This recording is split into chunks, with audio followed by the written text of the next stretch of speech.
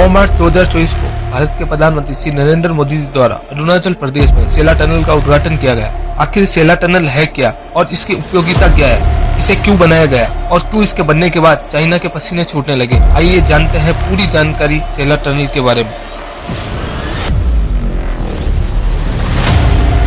सेला tunnel Assam के तेजपुर से अरुणाचल प्रदेश के तवांग तक जाने वाली रोड पर स्थित है। इसका निर्माण बीआरओ द्वारा किया गया है। सेला टनल जनरली 2 टनल से मिलकर बनी है, सिंगल ट्यूब टनल और double tube tunnel. Single tube tunnel जिसकी लंबाई 980 मीटर है, जबकि डबल ट्यूब टनल की लंबाई 1555 मीटर है। ये दोनों टनल 1.34 किलोमीटर है, लिंक रोड से जुड़ी है। डबल ट्यूब टनल में एक मेन टनल है तथा दूसरी एस्केप जो इमरजेंसी के लिए बनाई गई है। जनरली 1500 मीटर से ज्यादा लेंथ होने पर उसके लिए एक एस्केप और इमरजेंसी टनल बनाई जाती है। टनल फर्स्ट यानी कि single tube tunnel approach road के माध्यम से बालियापुरा चारद्वार तवांग यानी कि बीसीटी रोड से जुड़ी है।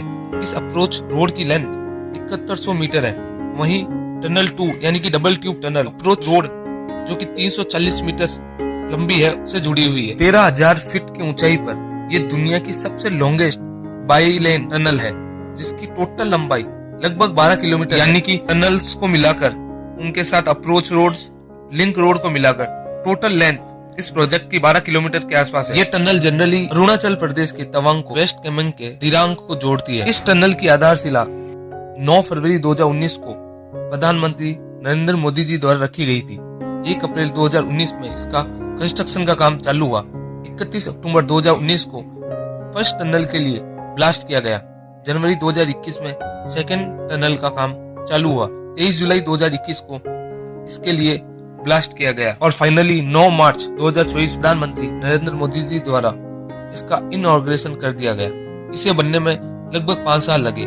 इस टनल को बनाने में लगभग 825 करोड़ रुपए लगे। इस टनल को बनाने के लिए न्यू ऑस्ट्रियन टनलिंग मेथड का इस्तेमाल किया गया। इस टनल के लिए लगभग 5000 ton steel, 71,000 metric ton cement, 800 metric ton explosive लगे। इस टनल के लिए लगभग 162 प्लांट मशीनरी का इस्तेमाल किया गया। इस टनल को बनाने के लिए लगभग हर दिन 650 लेबर्स ने अपना योगदान दिया और लगभग 90 लाख श्रम आवर्स इस टनल को बनाने के लिए दिए गए। इस टनल की कैपेसिटी लगभग 5000 व्हीकल्स की है, यानी कि 3000 कार्स की और 2000 ट्रक्स की। अब जानते हैं कि इस टनल्स को बनाने की जरूरत कहाँ पड़ी, इसका हमारे राष्ट्रीय सुरक्षा के हिसाब से कितना महत्व है, आइए जानते हैं। अरुणाचल प्रदेश का तवांग शहर चाइना बॉर्डर से मात्र 35 किलोमीटर दूर है, यानी कि हमारी राष्ट्रीय सुरक्षा के हिसाब से सबसे महत्वपूर्ण स्थान। इस स्थान पर पहुंचने के लिए पहले हमें सेला पास से गुजरना पड़ता था, यानी कि एक बीसीटी रोड जो सेला पास से होती हुई तवांग तक जाती थी। बीसीटी यानी बालियापुरा चारद्वार और तवांग रोड जो अरुणाचल प्रदेश के बाकी शहरों को तवांग से जोड़ती थी। ये सेला पास जो कि लगभग 13,000 फीट की ऊंचाई पर है, उस ऊंचाई पर जाते हुए तवांग तक पहुंचती थी। ये सेला पास लगभग 317 मीटर लंबा है। यहाँ पर विंटर्स में टेम्परेचर लगभग -20 डिग्री तक चला जाता है, जिसकी वजह से हेवी स्नोफॉल होती है और इस हेवी बर्फबारी में इस सेला पास को पार करना लगभग इम्पॉसिबल हो जाता है, जिसकी वजह से हमारा आर्मी मूवमेंट्स बहुत ज्यादा अफेक्ट होता है। इतनी ठंड की वजह से यहाँ तक पेट्रोल और डीजल भी जम जाते हैं, जिसकी वजह से आर्मी ट्रूप्स का यहाँ तक पहुंचना, उनके सामान का पहुंचना ऑलमोस्ट इम्पॉसिबल हो जाता था और ऐसी स्थिति लगभग 6 से 7 महीनों तक रहती थी। लेकिन इस टनल के थ्रू हम इस तवांग पर आसानी से पहुंच सकते हैं और पूरे 12 महीने हमें इस तवांग शहर पर पहुंचने की कनेक्टिविटी मिलती है, जो वेदर पर डिपेंड नहीं करती है।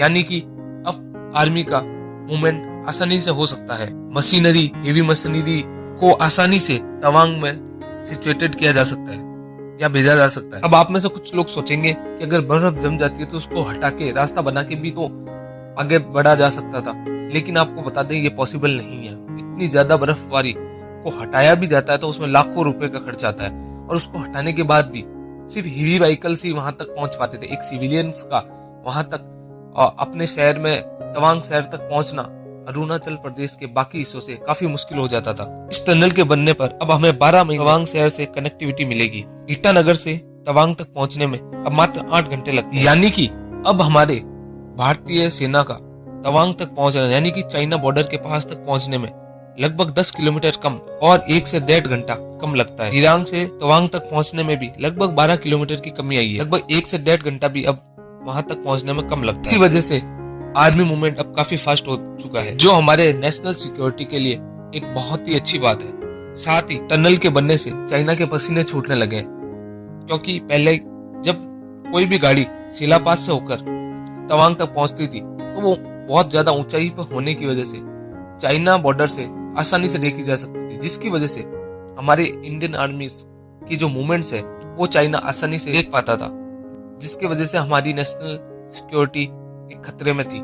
लेकिन अब चूंकि ये टनल स्नो लाइन के नीचे है, यानी कि अब इस टनल के द्वारा 12 महीनों में कभी भी तवांग शहर में पहुंचा जा सकता है विथ हेवी मशीनरी के थ्रू। इससे चाइना बहुत ही खतरा होगा, यानी कि नेशनल सिक्योरिटी के हिसाब से ये one of the best structure है। हालांकि तवांग शहर हमेशा से ही चाइना का एक फेवरेट स्थान रहा है।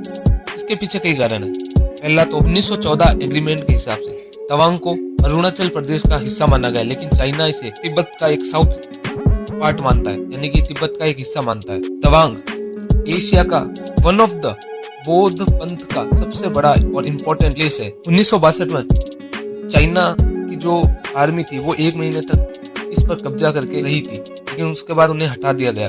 ये एरिया चाइना के लिए काफी इम्पोर्टेंट है, क्योंकि तिब्बत के लोग तवांग के लोगों से एक धर्म से कल्चर से काफी कनेक्टेड है, यानी कि चाइना को ऐसा लगता है कि कहीं ना कहीं इंडिया प्रो डेमोक्रेसी मूवमेंट चला सकता है उनके खिलाफ। भूटान के ईस्टर्न साइड में चाइना ने मोटरेबल हाईवे G204 बना दिया है। अगर वो इस एरिया को भी, यानी कि तवांग को भी अपने अंडर ले लेता है तो भूटान को ईस्टर्न और वेस्टर्न दोनों साइड से घेर सकता है, जो उसको कहीं ना कहीं इंडिया के ऊपर भी अटैक करने में सक्षम बनाएंगे। यानी कि सिलीगुड़ी कॉरिडोर और चिकन नेक पर भी अटैक करना चाइना के लिए काफी आसान हो जाएगा। इसलिए वो इस एरिया को हमेशा से ही चाहता रहा है, लेकिन इंडिया ने ये टनल बनाकर चाइना के मुंह पर थप्पड़ मारा है।